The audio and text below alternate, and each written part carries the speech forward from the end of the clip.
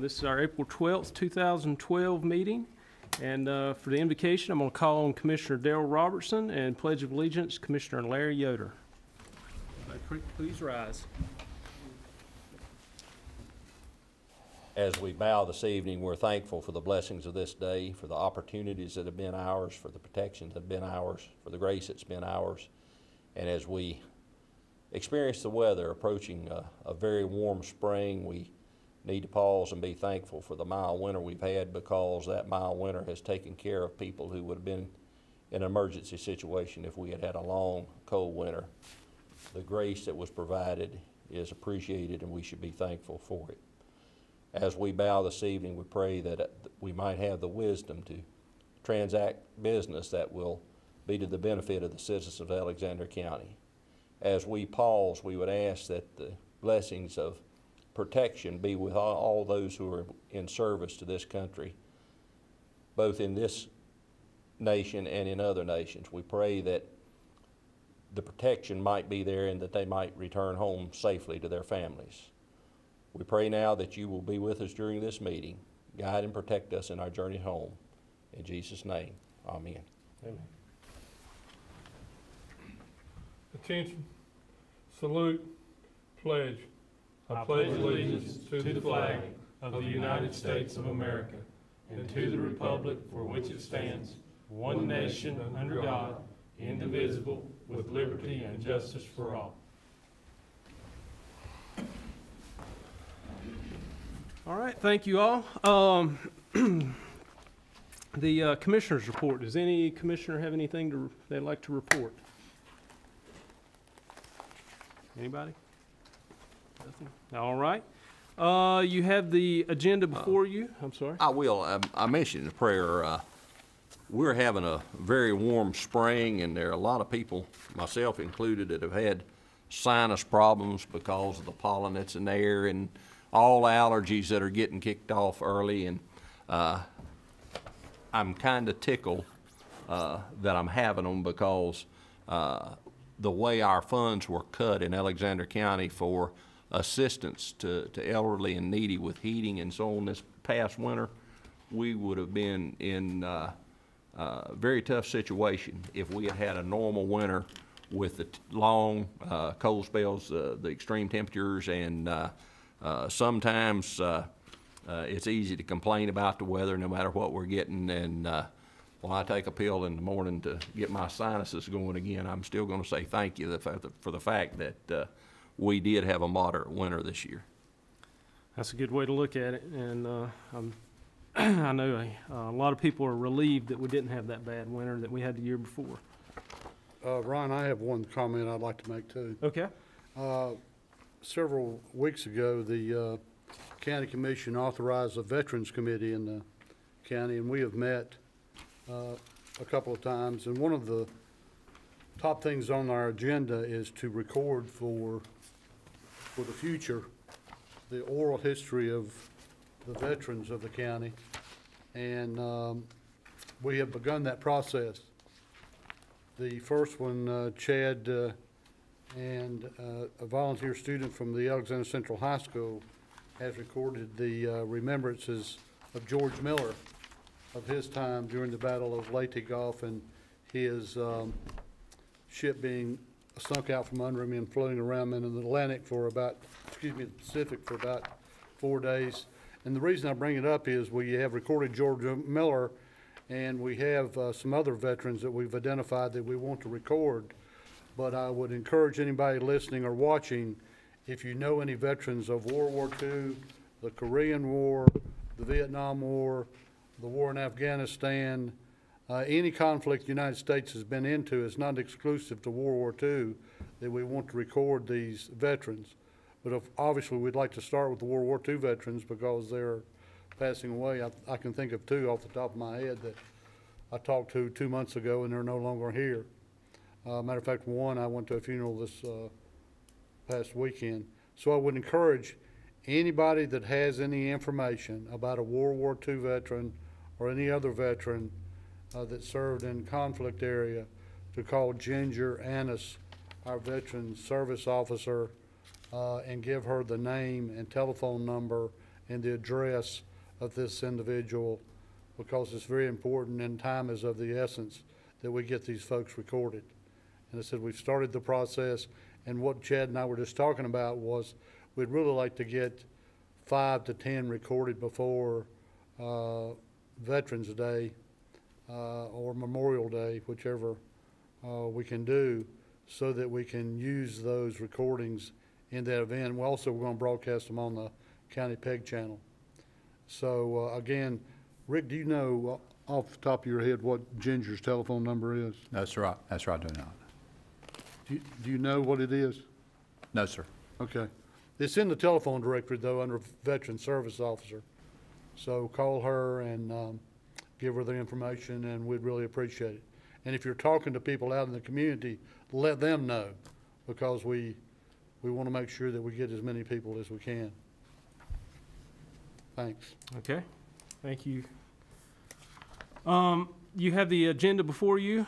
We do have one addition. We need to add budget ordinance amendment number 42. Move to approve the agenda with the budget ordinance amendment added.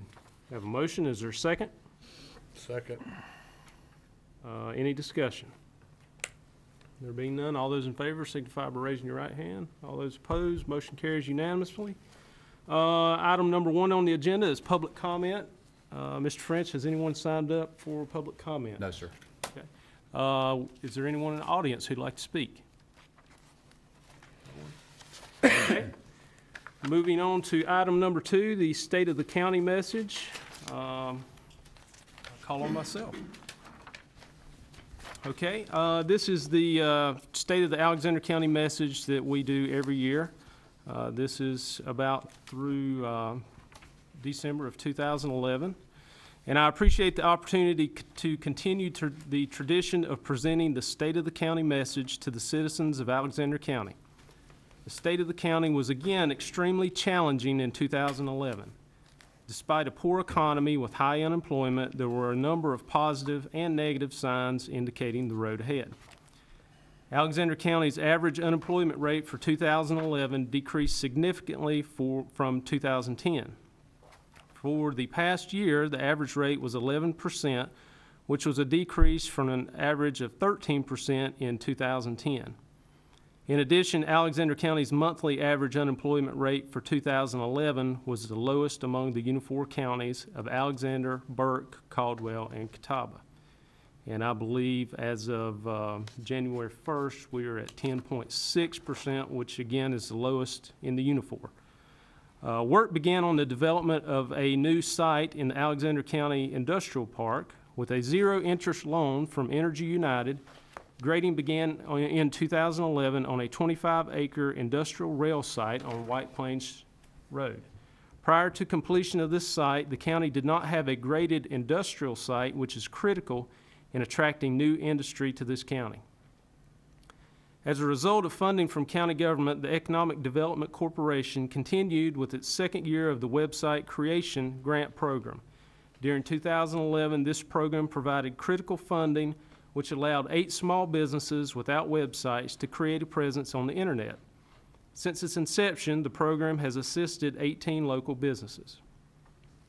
Construction began in March of 2011 with site grading for the Alexander County Law Enforcement and Detention Center. At present, the Law Enforcement Center is under roof. This portion of the project should be completed in July 2012. The detention center portion of the project is well underway. Block work is more than 70% complete. Precast roof panels were set the week of March 26, 2012. Projected completion date for the entire site is October 24th, 2012, with total estimated cost of this project at under $8 million. That is good news.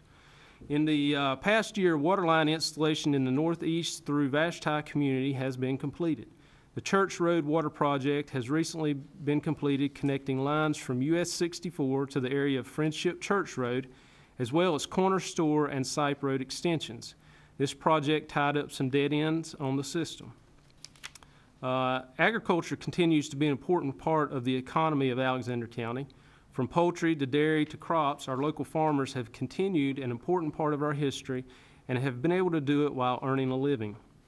There is even a new generation of farmers here in Alexander County that have taken to helping provide us with the abundance of food that we enjoy here in the United States. Construction on the Rocky Face Mountain Recreation Project began in October of 2011. The park is located in the northeastern section of Alexander County along Rocky Face Church Road at the site of the former quarry. Construction of the park is being funded by a North Carolina Parks and Recreation Trust Fund grant, and the match for those funds came from the park property, which was donated to Alexander County by Carolina Land and Lakes Resource Conservation and Development District. The first phase of this project will include approximately 2 miles of hiking trails across the mountain, along with a 1/2 mile ADA-compliant walking trail, picnic shelter, restrooms, and a parking area for visitors. Rock climbing and rappelling will be allowed. Construction is currently scheduled for completion by April 30th of this year. The Alexander County school system is approaching the end of another exciting year at each of its member schools. The students and staff have been working with diligence and efficiency to provide another year of quality instruction for the students, thereby giving every opportunity for learning to occur in each classroom. Here's an around the county tour of what's been happening. There have been many success stories from ACHS this year that exemplify the impact of the school's culture and progress. ACHS is now offering students the opportunity to recover credit during the school day and fifth period. This is providing a service to students that don't have transportation to the alternative learning program, thus giving many students the opportunity to get back on track to graduate. Another initiative is the minimum credit diploma, which gives students who are at risk of not graduating an opportunity to do so. The high school also used innovative ways to improve what can be offered to the students. For example, ACHS received a grant to get one social studies teacher AP certified over the summer, thus allowing ACHS the ability to offer advanced placement U.S. history. Reducing class size in many of the math classes has allowed the teachers more one-on-one time. This allows for a reduction in classroom disruptions, which should drastically improve the success rate in Algebra 1. With the focus on opportunities to gain credit, the successes of students at the Alexander County ALP come in small doses that slowly work to achieving the larger goal of graduation.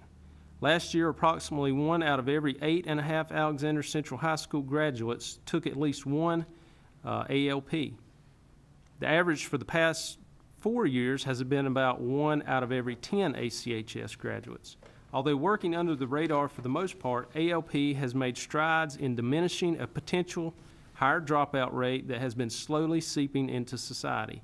Working hand in hand with ACHS administration and staff, our goal is to continually make efforts to decrease the dropout rate. West Alexander Middle added a new literacy program to address reading deficits. The positive behavior intervention support implementation has reduced suspensions as well. An emphasis was placed on the students being able to participate in club activities during the school day by creating a weekly club schedule to provide for this enriching social and extracurricular time. Although through much collaboration and planning, the school created a transition program for rising sixth graders to include student visit and tours, counselor and band chorus teachers visits to elementary schools, parent night, and jump start. Also throughout the year, the school participated in many extracurricular activities such as Battle of the Books, Young Authors, and all middle school athletics. East Alexander Middle was awarded the Impact 5 Building 21st Century School Leadership Grant. East is one of 12 schools to receive this grant. Over 226 schools met the eligibility requirements to apply for this grant. The goal of this project is to develop school and district leaders who have the knowledge and skills to implement Impact. Guidelines for North Carolina media and technology programs, fully embrace Impact's role in promoting student achievement through the use of technology and media tools to support learning across the curriculum. With this grant, 4 teachers from East will receive a free master's degree in instructional technology through UNCC, and the principal will receive a EDS through UNCG. Too many letters there together. These 5, plus the school's media specialist and district technology facilitator, will receive coaching and extensive professional development, which they will bring back to the county and share. East Middle School has purchased 62 additional laptop computers for use in mobile labs and has worked with the technology department to upgrade the school's access points for almost optimal coverage. This grant is designed to have a far-reaching impact on Alexander County schools and the community as a whole. The Alexander County school system worked very hard on writing a grant that would help hire individuals to implement a program that helps with the county's dropout rate. The grant money was put into play with the hiring of 3 transitional student advocates. Each of our middle schools, East and West Alexander, has a student advocate, and 1 lead student advocate was placed at ACHS. These 3 ladies hit the ground running on August 1st through identifying at-risk students and community member mentors for those students. Throughout the first few months of school, the student advocates continued to work with the students on their new school transition, building relationships, staying up on schoolwork, attendance, and discipline. While the student advocates worked during the school day with the students, their second mission after school hours was to recruit mentors for the students. The mentoring program is based off of the Communities and Schools mentoring model that is crowned the #1 accredited mentoring program and dropout prevention program in the nation. The hope of the student advocates is to get enough funding, either through Communities and Schools, and you can check that out on www.cisnc.org. The hope of the student advocates is to get enough funding either through Communities and Schools or another resource that will allow us to continue this program into next year. We need the support of our community to make this program possible. In 2010-2011 school year, 50% of Alexander County schools made adequate yearly progress. Of the counties surrounding Alexander, only Caldwell equaled that figure, also having 50% making adequate yearly progress. Iredell Statesville only had 31.4% make adequate yearly progress, while Wilkes had 45.5%, and Catawba was the lowest at 17.9% of their schools. As a system, Alexander managed to maintain 87% proficiency on math end of grades and grow our percent proficient on reading end of grades over a percentage point to 73.8%. Alexander Central High School grew their Algebra 1 EOC proficiency almost 3 percentage points to over 80%. Both East and West Middle Schools grew their math proficiency, and West Middle grew their reading proficiency over 4 percentage points. Our elementary school's lowest math proficiency was 86.7%, where the math proficiency last year was 82.5%, a growth of 4.2 percentage points. Another bright point in math was at Stony Point Elementary, which grew from 88.8% to 90.5% proficient in 2010-2011. Stony Point also grew their reading proficiency a huge 7.4 percentage points from 69.4 proficient to 76.8 proficient. Ellendale Elementary and Hidnot Elementary also improved their reading proficiency by 3 and 4 percentage points, respectively.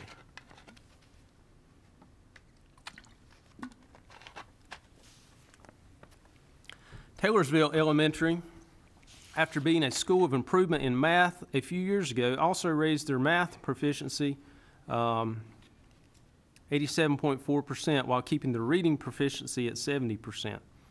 Sugarloaf raised reading proficiency over 11%.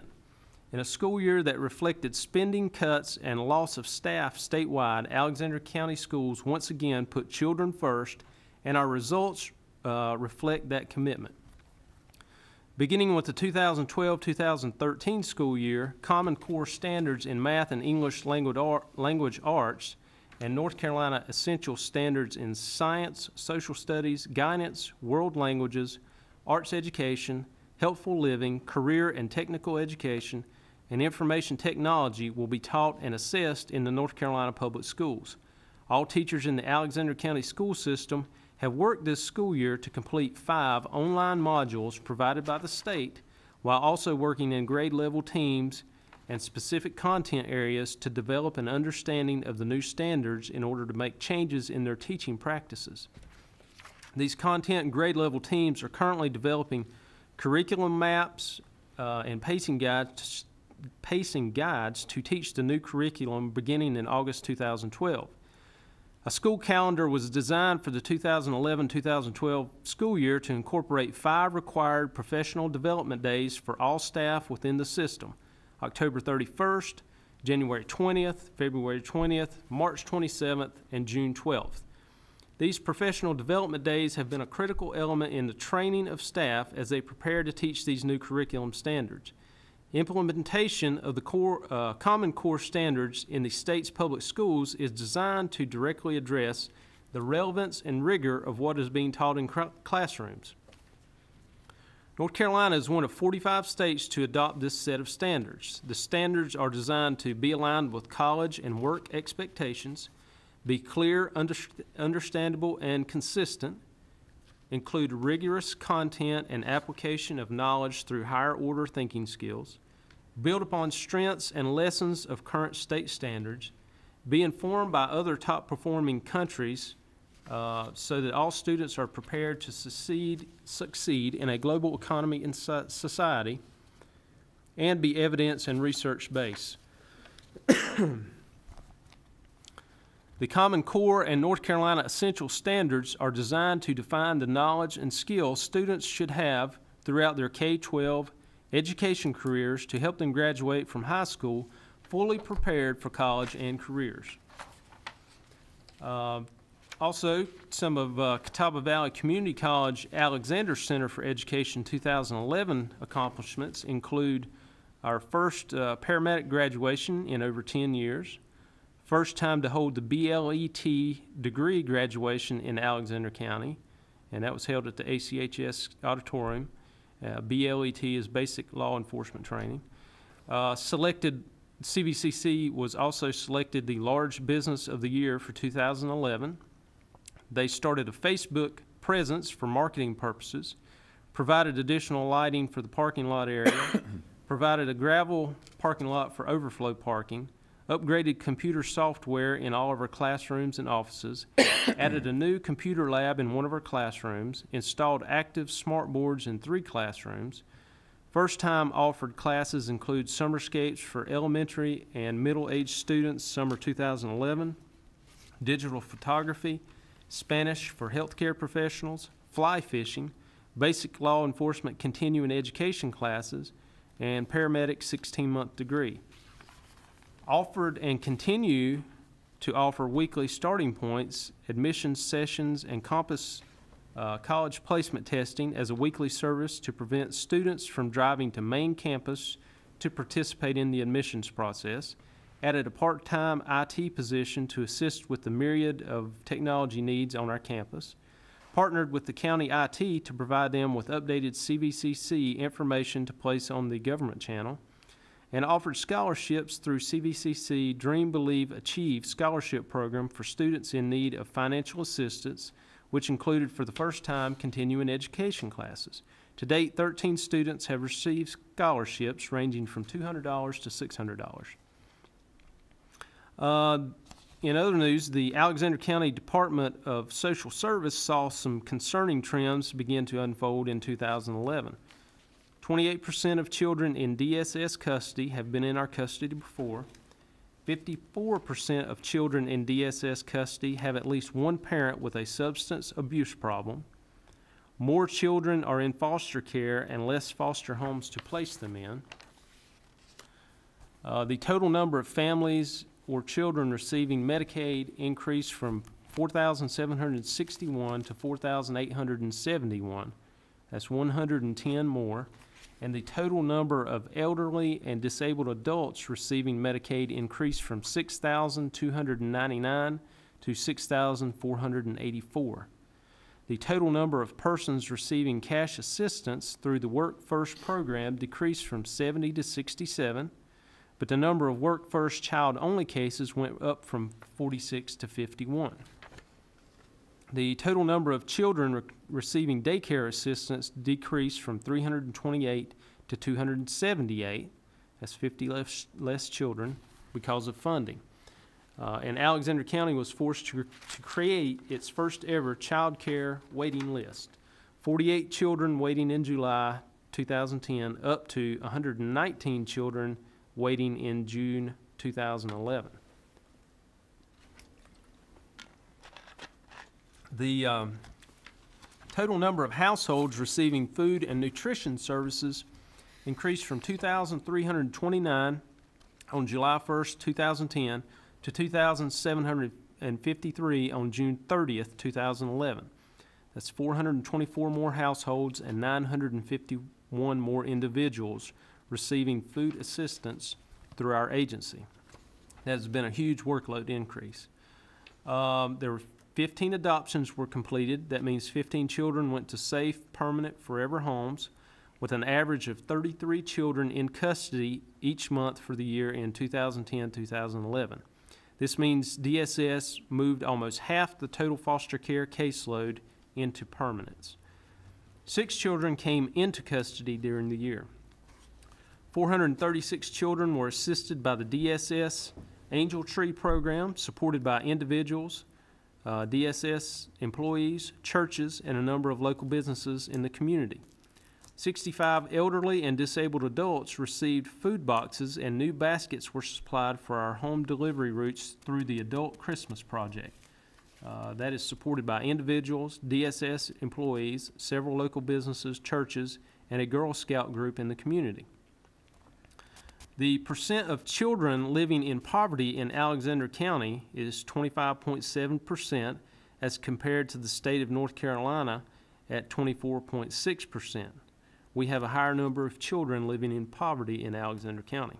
The median household income in Alexander is $40,441 as compared to $43,417, North Carolina state average.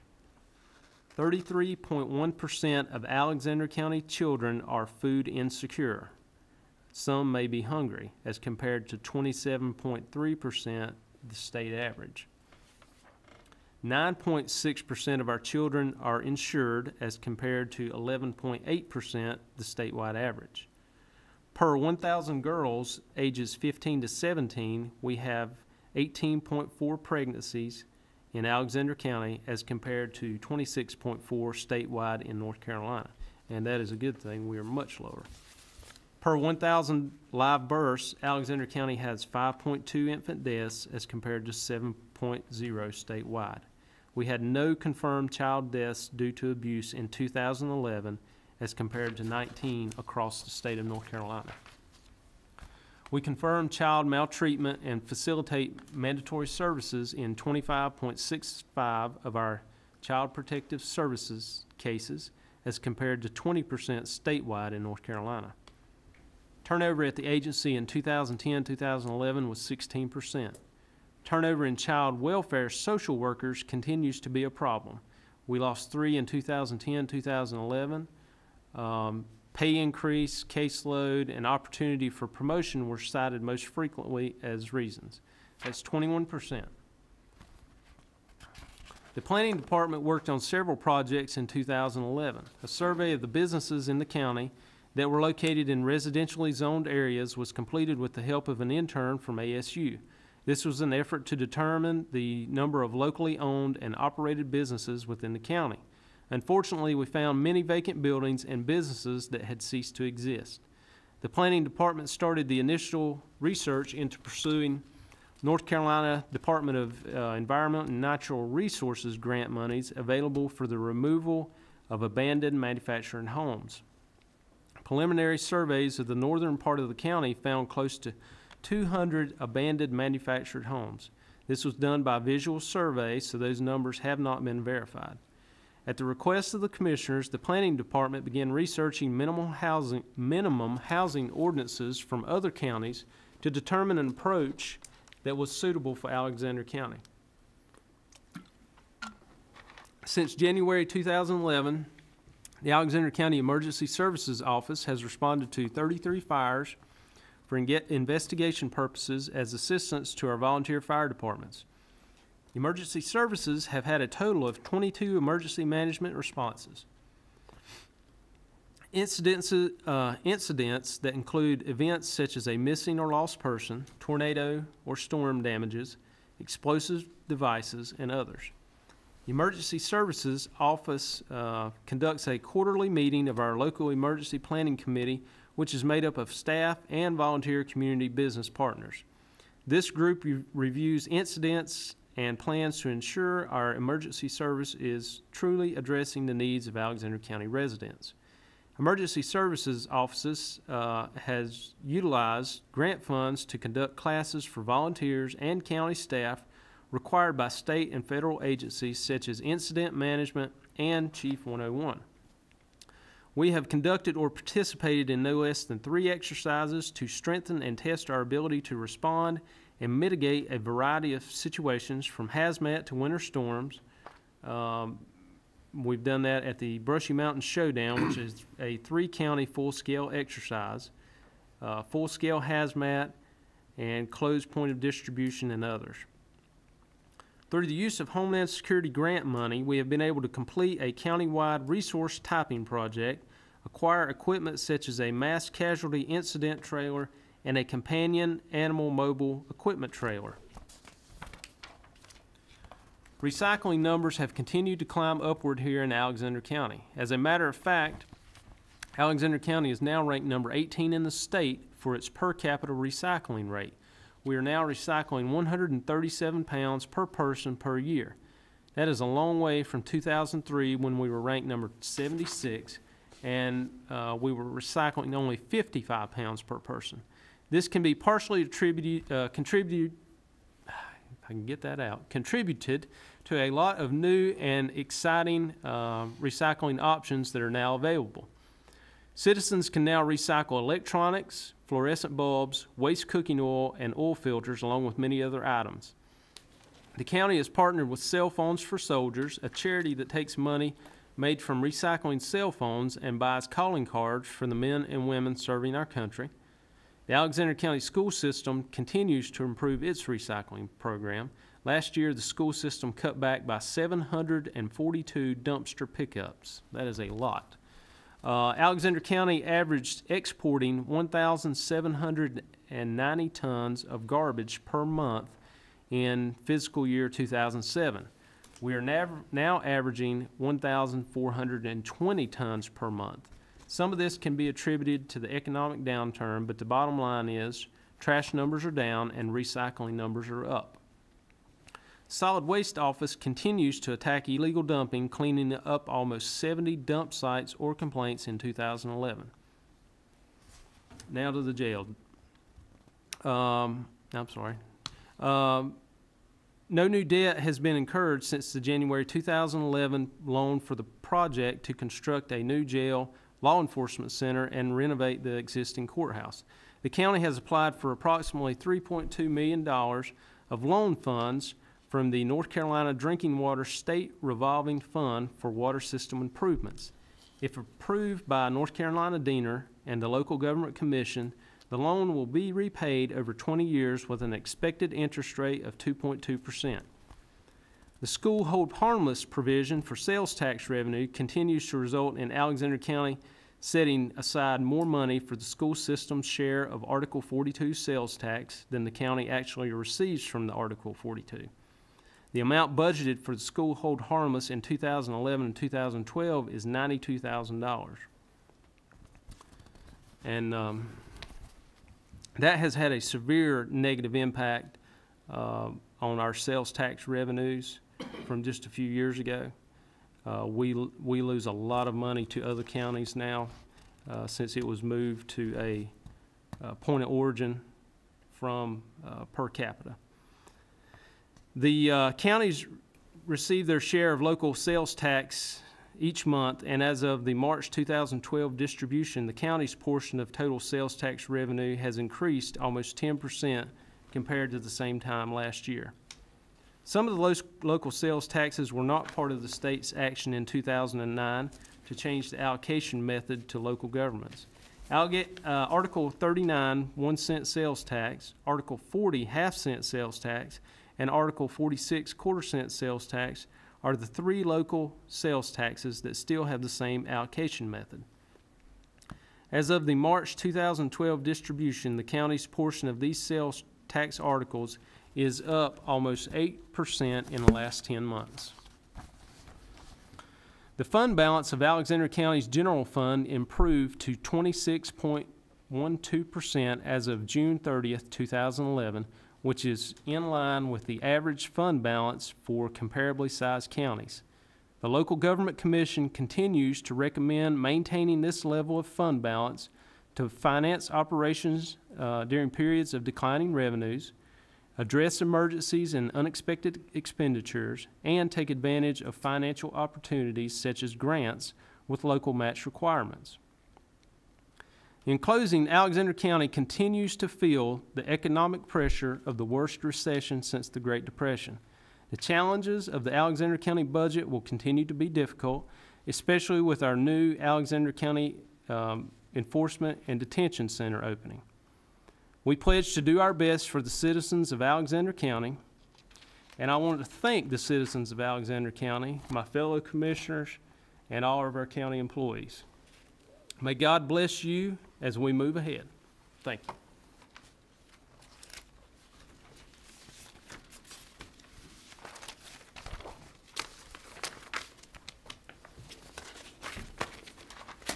I'm going to take just a second here.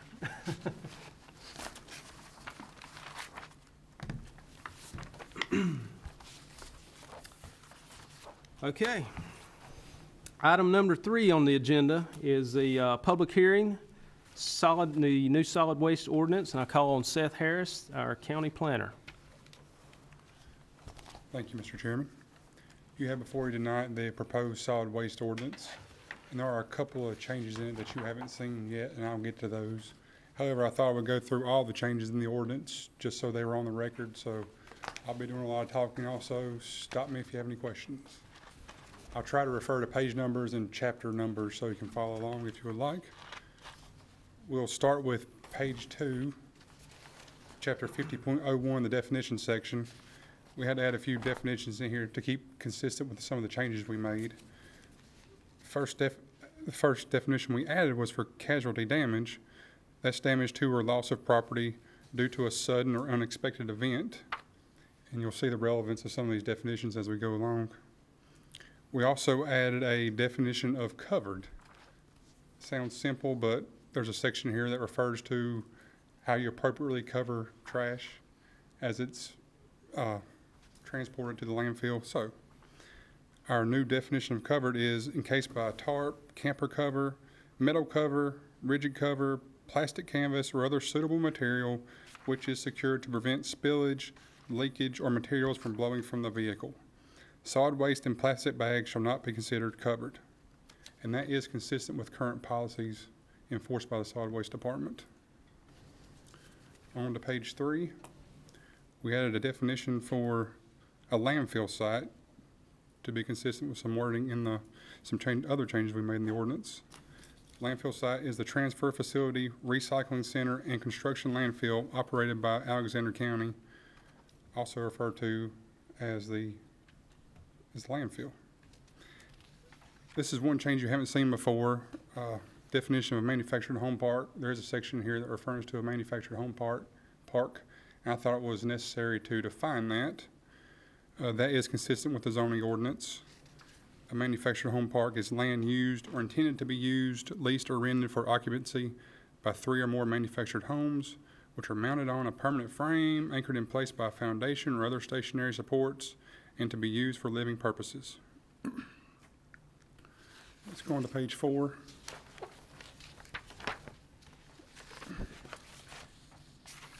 We did add kind of refine the definition of a solid waste management facility to include county transfer facilities and county convenience centers.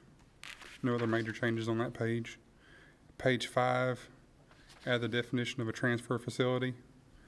That's a permanent structure with mechanical equipment for the collection or compaction of solid waste prior to the transportation of solid waste for final disposal.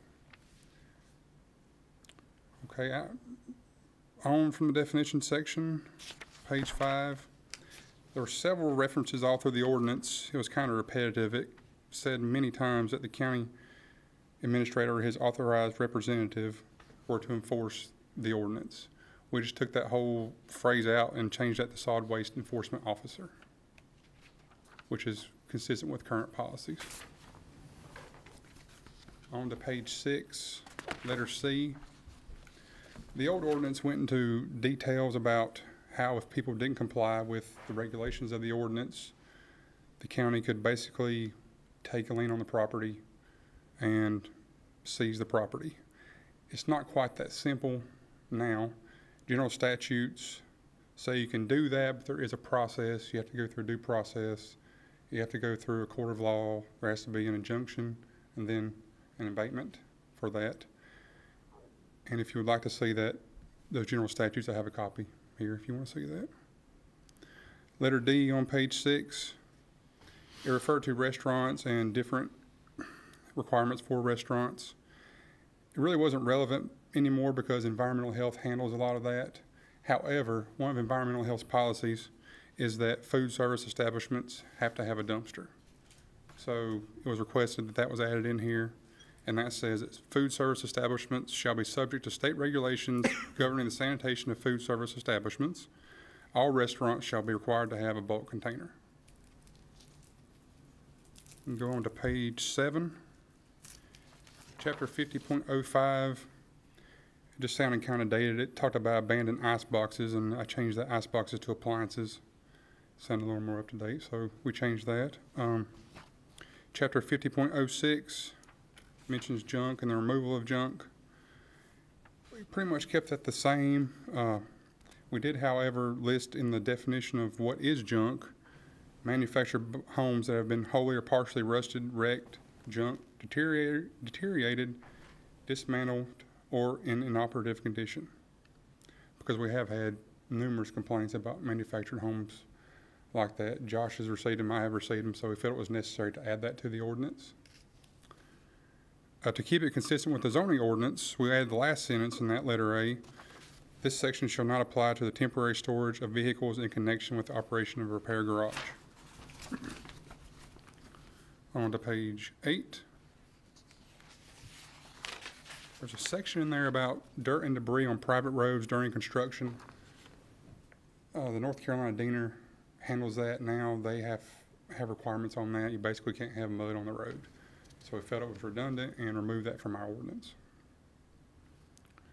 On to 50.21 on page 8. This is where we talk about appropriate containers for disposal of solid waste.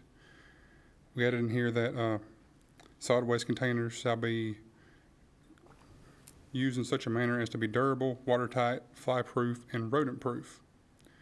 And also to that automobiles, including but not limited to cars, pickup trucks, non-enclosed trailers, and boats, shall not be considered appropriate garbage containers or receptacles. There was an enforcement problem there. We had complaints about people storing trash in the back of trucks, even horse trailers, unenclosed horse trailers. It's kind of a gray area in the ordinance, so we thought this would cover that problem. On to 50.22, letter B. Solid waste from multiple residential units.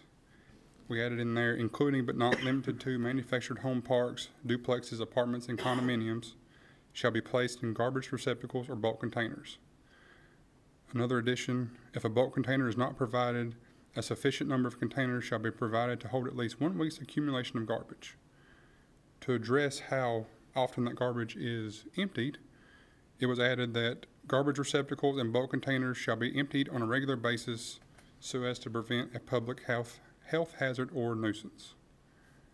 From my experience, it's better to be more general and broad than get into a specific number of days or time frame. So that's kind of consistent with statute language, the public health hazard and nuisance. So that's how I worded that. The old ordinance did refer to the county bulk containers, the green dumpsters that were sitting in various places around the county. Of course, we don't have those anymore. We have convenience centers, and 50.24 is updated to reflect those convenience centers. 50.25 on page 9. A few years ago, the General Assembly basically said that recyclable items cannot enter the waste stream. So we added that section to be consistent with those statutes. And the following items shall be deemed recyclable and prohibited from entering the waste stream: cardboard, metal, tires, antifreeze, used motor oil, etc., electronics, including but not limited to computers, computer monitors, televisions, cell phones, printers, and medical equipment; white goods, which basically covers appliances; rigid plastic containers shall be recyclable, and that includes the containers labeled with numbers 1 through 7, and fluorescent light bulbs. All of our convenience sites and the landfill have provisions for recycling these materials.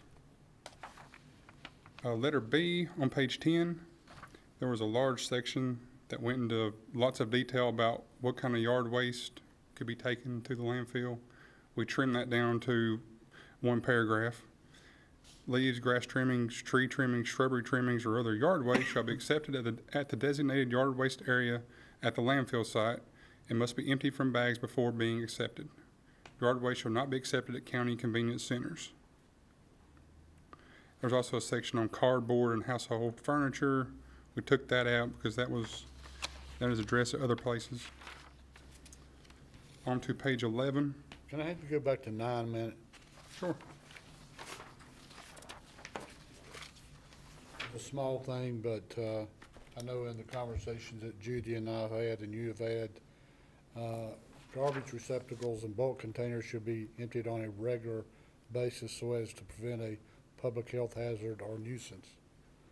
Regular to me means one thing, regular to somebody else may mean something else, and I know you just said not to be too specific, but what are we to expect as far as filing a complaint if garbage piles up? What is a general definition of regular? Well, that's kind of why I added in there the public health hazard or nuisance. Regular, there really isn't a good definition. It's really saying that it has to be emptied so as to prevent rodents, mosquitoes from coming around, that sort of thing. It's really up to the discretion of the enforcement officer as to what regular and what a public health hazard or nuisance is. Or a member of the public would make a complaint to say that this stuff has been laying around and would file a complaint, correct? Correct, yes, sir.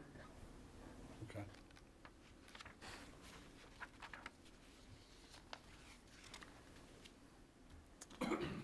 Okay. Going to page 11.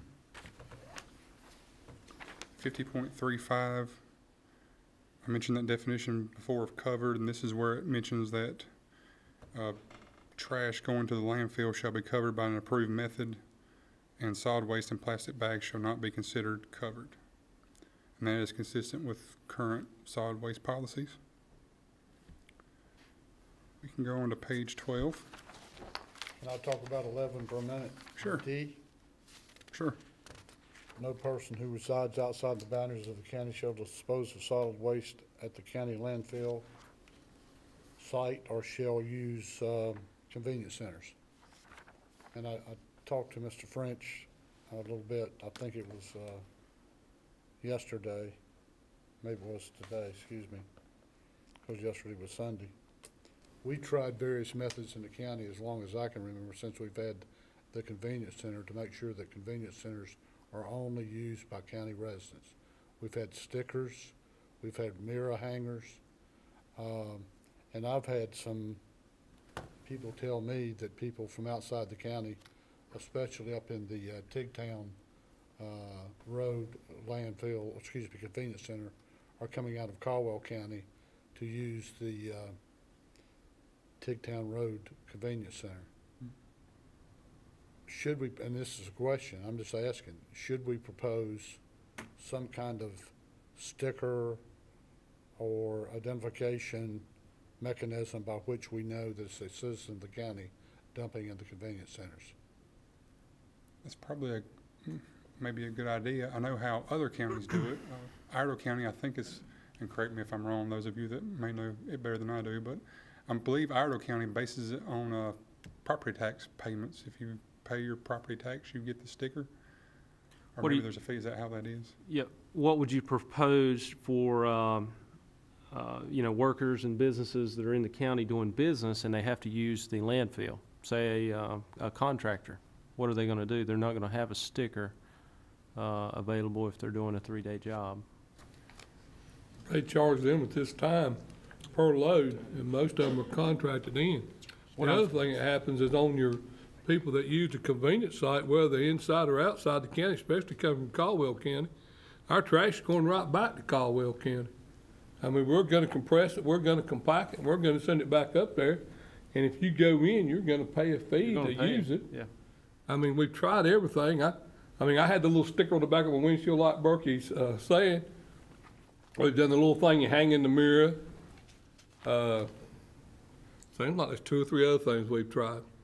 You know, I really don't know what the answer to that is, but if you say just using property owners that pay taxes that get a sticker, then you eliminate the people who are renting. You know, so, you know, it's a.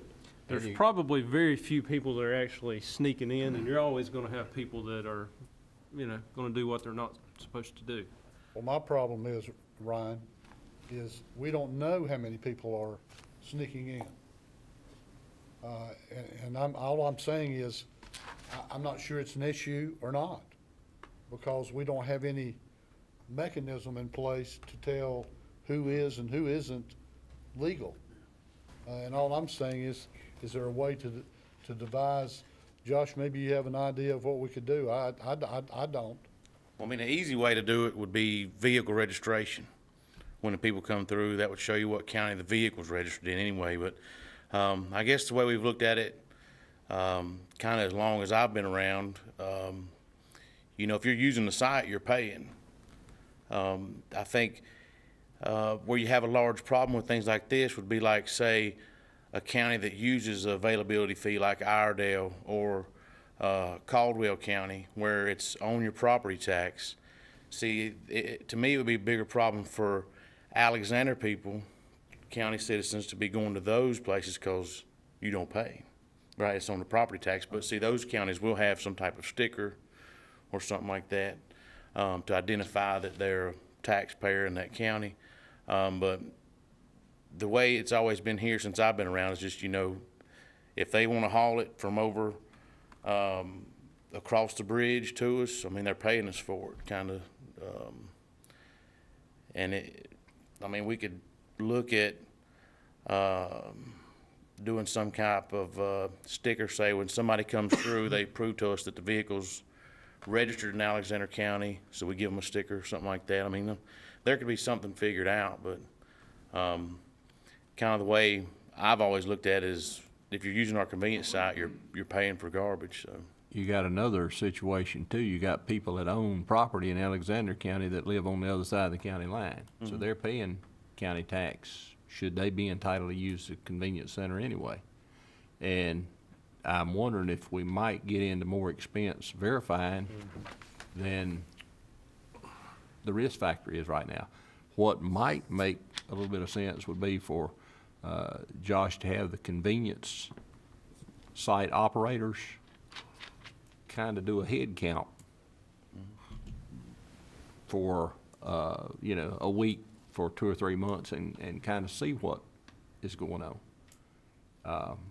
It may not be as big a problem as we're imagining. well, we keep numbers on, you know, the people who visit the sites every week, you know, who recycles, who doesn't, all of that stuff. I think where the problem would be for somebody coming from another county is, say they're gonna have $1 worth of garbage, and say if they live right across the bridge, it's gonna be easier for them to run over to Bethlehem or to 16 South than it would be to go to their nearest disposal facility in their county, even though it would be free for them there. Well, Catawba County charges their convenience centers as well. I don't know if we could do like a spot check, you know, have them randomly check vehicle registrations or something like that. Like I say, to be honest, I don't know if we have a problem or not. What I do have a problem with is people that don't live in the county, with the exclusion of what Mr. Robertson's talking about, people that have property in the county, that do pay property taxes, that live out of the county. I just don't want to be taken advantage of as far as the convenience centers. I don't know what the answer is. Maybe if you would ask your convenience center, ladies and gentlemen, to monitor the traffic for 2-3 weeks or a month to see where the trash is coming from. And I think the monitoring would be asking for, I don't know, vehicle registration or driver's license, or probably vehicle registration would be better. And just see if we have a problem. I don't know if we do or not. That's gonna put a lot more work on that employee who already has a lot of work. I've worked in the convenience site and at the landfill in the scale house, and I can tell you that there are a few that get by that live close to the county line. But I would say it's minimal. It's not a big problem. I mean, I don't think it is. I mean, sure, it happens, but, you know, Yeah, I don't think it happens and a there's no great way we deal. can prevent it from happening. I think there are ways we can prevent it from happening if we Unless had. we do Well, you'd have to some turn kind them of around. FBI check on them. I'm to the point in life where I have trouble recalling people's names sometimes. I'll see Yeah. somebody, I know them. I was thinking about introducing an ordinance that everybody that lived in Alexander County above the age of 20 had to have an identification tag that they wore when they were in the county, so maybe we need to. Josh, how do you address the issue of people that bring their garbage trucks across, you know, for construction and things like that? Say you have an outside contractor that's working in the county, do they contract with you to bring that material? Do they come by and set up an account for them to dispose of that material with the landfill after it's been weighed? Right, well, we have an account system where we set up for contractors and stuff like that, if they're gonna be doing a lot of work in the county. We don't really have a problem with, say, C&D waste or construction demolition waste coming in from outside of county, because our tipping fees are actually higher on our C&D than surrounding counties, so there's really no benefit to bring it to us, unless you just happen to be right across the river, say, or something like that. But does that kind of answer your question? Yeah, I just wanted, I mean, 'cause Yeah. I know that some of them may not know exactly how it works. I mean, I knew about the tipping fee because, well, I've been here a while. But, at the same time, I mean, Berkey was wondering how you took care of those people that had the trash and stuff, because most of those are contractors and stuff that are bringing demolition material or shrub, trees or things of that nature they have to bring down there. So most of the ones that work around here, I know most of them set an account up with you, so. And like I said, the way we run is we run off the money we bring in. Some counties use, they'll call it a household fee, availability fee, something like that, which is, you know, a rate. I've seen them from $50 to $150 for different counties, and that's just tacked on the property tax. And then you would just go to the convenience centers for free. And those counties with those availability fees, I believe, is where you really have the problem of people trying to take advantage of the convenience sites by going there and not paying because they don't charge at these places. Well, what I was saying was you just can't limit the use of our landfill to residents. I mean, Right. you gotta allow it to people who are working inside the county and producing that landfill debris inside the county. One other comment on the landfill, or in the convenience center fees. When those fees were established, and we've checked them a few times and tried to make sure we're holding true to it, but the fees were based on the tonnage disposal rate we have to pay in Caldwell County to get rid of a ton of trash, the haul fee to get from the convenience center, and it was calculated coming back from step by step to come up with a price per ton at the convenience center, and that's then you kind of guesstimate about what an average weight would be per bag. And that's how the convenience center fees were arrived at. It wasn't just a shut your eye and have a vision. Well, there was thought that went into it, and we did try to make sure that it was in line with if GDS is picking up in Taylorsville, Bethlehem, certain areas, that the people that are under GDS service disposal of the waste would kind of be in line with what people are paying for the convenience center. So, And we haven't raised those prices in, I believe it's close to 10 years.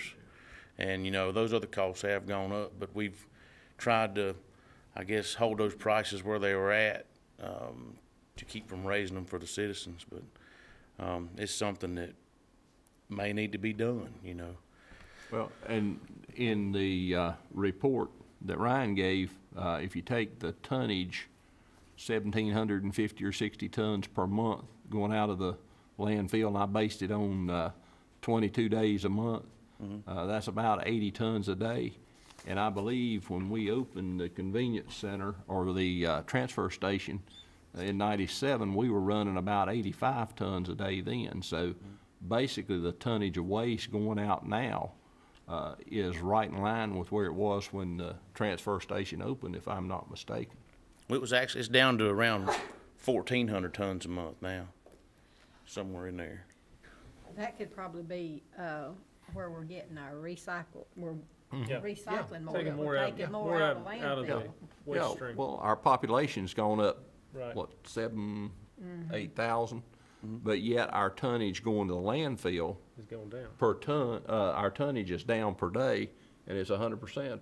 We're recycling, and Alexander County doesn't make money on recycled materials other than it saves it going through the waste stream, and we don't spend that money. And you don't have to pay at the convenience site, when you bring recyclable, so that encourages people to recycle. I agree with everything everybody said, and I'm well aware of the fact that builders and remodelers have to pay a fee to bring their trash, because I've remodeled and had to bring trash and pay the bulk fee, you know, to dump lumber and things like that, and also to dump, if I do landscaping around the house, you know, to take my landscaping stuff to where the trees and things are. All I'm saying is, if we're gonna have a D in there, either it's in there and we enforce it, or we need to take it out. There's no use to have it in there if we're not gonna enforce it.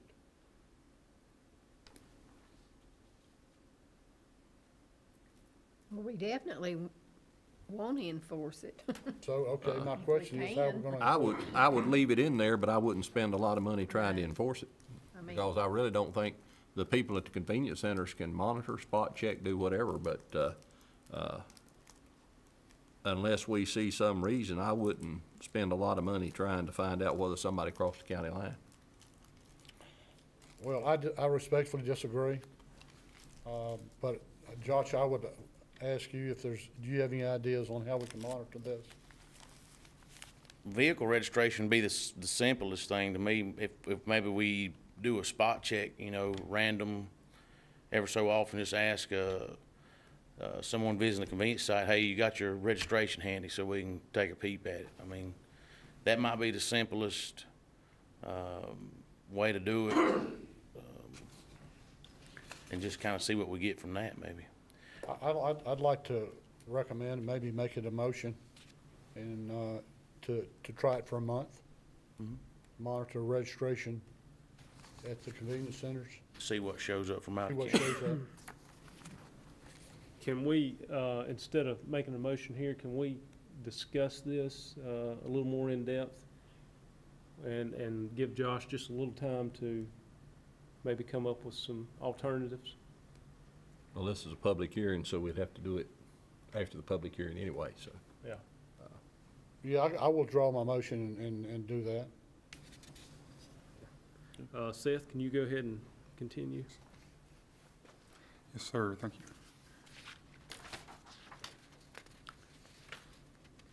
So we were on page 12. Section 50.36.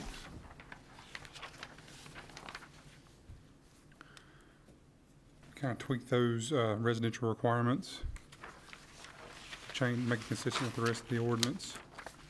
Let's see, if we go skip on down to 50.39, dead animals. Dead animals may be disposed of at the solid waste management facility if no other disposal option is available. Cost shall be equal to the current tipping fee for commercial waste. That was a change before. There was the ordinance listed certain times and days of the week, and we changed it to where to match current policy. Next to 50.41 on page 12. I'm missing 12 and 13. I am too. My page goes 11 and 14. I didn't even notice that either. I've got it. Wonder why. I've got 12 and 13. I don't know, mine's You don't 11 see mine. and 14. Wow. We only had that one thing about dead animals on 12. We'll get it in the next version. Don't worry about We had now. it in the last version, but, Okay, I got some extras here. They may not.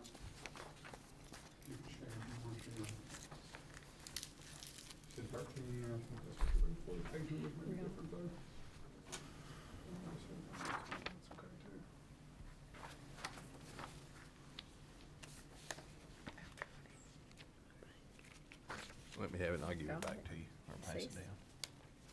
Okay, go ahead. Okay. Apologize for that. And- All right.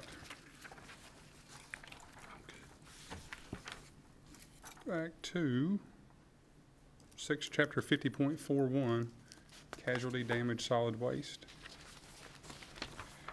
It says, no owner, occupant, tenant, or lessee of any commercial, industrial, or residential premises shall permit the solid waste from any building or other structure which has been damaged beyond repair by fire, storm, or other casualty to remain on the premises for more than 1 year after the completion of investigation by the fire marshal and casualty insurance companies if the structure tends to decrease the value of the surrounding property or constitutes a public health nuisance or hazard. And again, this was added to address some complaints we had that weren't really addressed otherwise in the existing ordinance. No real changes on page 13, which refers to the landfill site. If you can go over to section 50.56, user fees. For the ordinance listed fees in this section.